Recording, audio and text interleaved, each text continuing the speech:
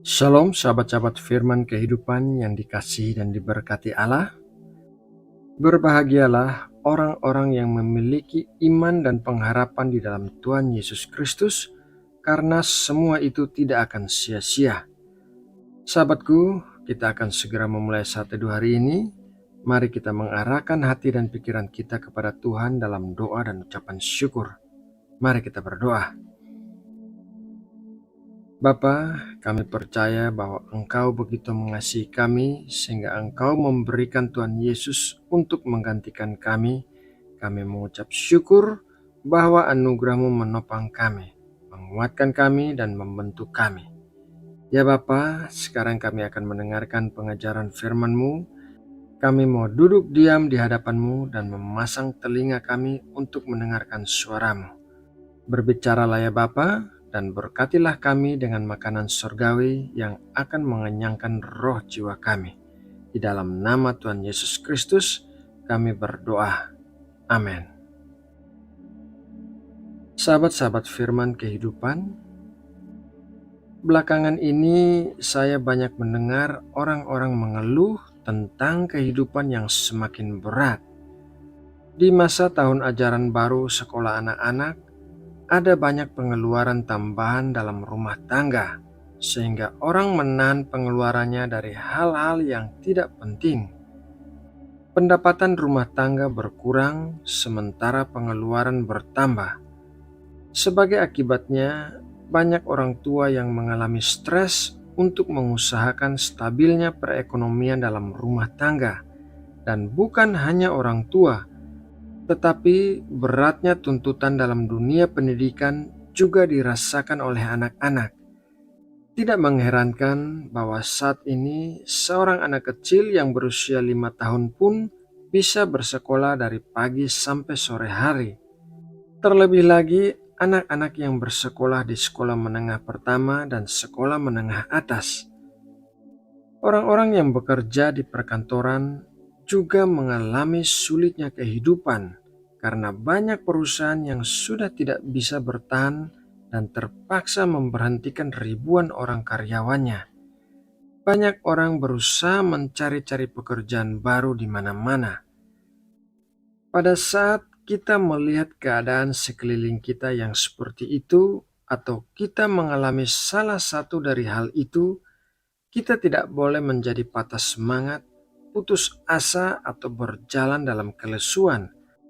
Karena firman Tuhan berkata dalam Roma 8 ayat 37, tetapi dalam semuanya itu, kita lebih daripada orang-orang yang menang oleh Dia yang telah mengasihi kita. Tuhan Yesus sudah menang atas segala pencobaan dalam hidupnya, dan Ia mengalahkan musuh-musuhnya. Jadi, sebagai para pengikut Kristus, kita disebut sebagai umat pemenang, bukan karena usaha kita sendiri, melainkan karena pemimpin kita adalah seorang pemenang. Bagaimanapun beratnya situasi yang sedang kita alami dalam hidup kita, kita harus selalu mengingat bahwa kita adalah umat pemenang dan kita sudah diberikan kuasa untuk bisa mengatasi semua tantangan hidup kita.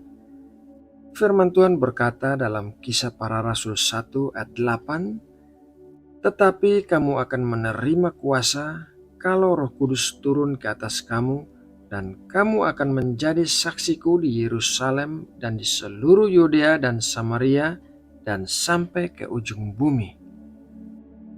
Pribadi Allah yang ketiga, yaitu Roh Kudus, berada di dalam kita. Dan dikatakan dalam ayat yang baru saja kita baca, bahwa kita akan menerima kuasa apabila Roh Kudus turun ke atas kita. Dan kuasa itu adalah kuasa untuk menang atas musuh-musuh kita, seperti yang dikatakan dalam Lukas 10 ayat 19. Sesungguhnya aku telah memberikan kuasa kepada kamu untuk menginjak ular dan kalajengking, dan kuasa untuk menahan kekuatan musuh, sehingga tidak ada yang akan membahayakan kamu. Ular dan kalajengking berbicara tentang iblis dan para malaikatnya, sedangkan kekuatan musuh berbicara tentang hal-hal yang dilakukan iblis dan para malaikatnya untuk menghancurkan orang-orang percaya. Sebagai umat pemenang, kita telah diberikan kuasa untuk menang atas iblis dan para malaikatnya, serta menang atas segala tipu muslihat iblis. Jadi kita tidak perlu takut terhadap situasi-situasi yang sedang terjadi saat ini. Apabila kita menjadi takut atau khawatir, maka kita tidak bisa memanfaatkan kuasa yang sudah diberikan kepada kita, yaitu kuat kuasa Allah melalui Roh Kudus. Umat pemenang tidak dikalahkan oleh situasi perekonomian, tidak dikalahkan oleh sulitnya kehidupan, tidak dikalahkan oleh persoalan-persoalan dalam pernikahan, pekerjaan, pelayanan, dan lain sebagainya. Kalaupun kita jatuh dan tersandung akibat masalah-masalah itu, maka kuat kuasa Allah akan memampukan kita untuk bangkit kembali dan Allah bisa memulihkan segala yang hilang dalam hidup kita. Sahabat firman kehidupan yang dikasihi Allah, setelah belajar kebenaran firman Tuhan dalam satu teduh kita hari ini, marilah kita menegakkan kepala kita menghadapi segala badai kehidupan yang terjadi di sekitar kita dan di dalam hidup kita. Marilah kita mengarahkan iman dan pengharapan kita kepada Allah dengan mempercayai bahwa Ia sudah memberikan Roh Kudus kepada kita yang akan membuat kita memiliki kuasa atas iblis, para malaikatnya, dan tipu muslihat apapun yang berusaha menjatuhkan kita. Nah, saudaraku, demikianlah renungan firman Tuhan yang menjadi tema saat teduh kita. Dan sekarang kita akan berdoa untuk menutup saat teduh ini. Bapa, ke dalam tangan-Mu kami menyerahkan segala kekhawatiran dan masalah-masalah kehidupan kami. Ambil alih dan campur tanganlah dalam setiap bidang kehidupan kami. Jadilah kehendak-Mu di dalam hidup kami dan topanglah kami dengan kuat kuasa-Mu. Kami percaya kami adalah umat pemenang bersama Kristus dan situasi apapun tidak akan mengalahkan kami. Kami akan tetap memegang teguh iman pengharapan kami kepadamu dan mempercayai janji-janjimu, sebab Engkau Allah yang setia dan tidak pernah meninggalkan kami. Terima kasih ya Allah, dalam nama Tuhan Yesus Kristus kami berdoa dan mengucap syukur. Amin.